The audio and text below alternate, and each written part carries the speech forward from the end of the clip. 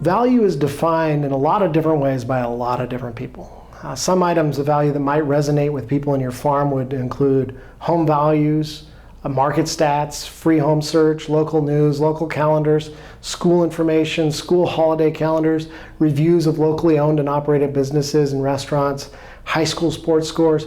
All that stuff is going to be value to the people in your farm.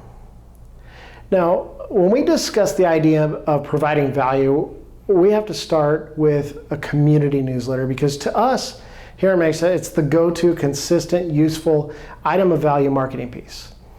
We have community interest stories in there relative to the farm area, and people read it. And they see our brand over and over and over again through the newsletter, and so we're a trusted partner in the community. And it's great to go to listing appointments and see our newsletters and our calendar magnets on the fridge and on the table. That listing becomes an easy sell because we were already in their home before the listing appointments.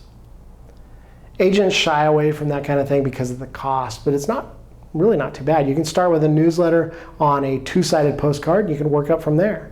You don't have to start huge. Now, we mail using rural routes and EDDM depending on our farms, because some of our farms are in areas that are not city routes. They have different rules. But if you can do rural routes or EDDM, it is the best way to go. It's cheaper, and you don't need addresses. You don't need a mailing list. You don't need to address the newsletter. It's a big time saver, and it's cheaper, and it goes to every single house on the route. So EDDM, that stands for Every Door Direct Mail. It's from the US Postal Service. You don't need mailing lists. You just hit every single home on the specific carrier routes that you choose. And the cost is lower. It's significantly lower than postcard stamps. Regular agents look at this stuff and they say, well, how many leads can I get off of this? But seasoned farm agents, they look at how it's going to enhance, develop, and maintain the brand. Which makes it so that when anybody in your farm is thinking about real estate, they don't even need to see your ad. They call you because they already know who to call. Some people say, well, print is dead. And I agree. Newspapers, real estate advertising books, those are things of the past. But mail isn't.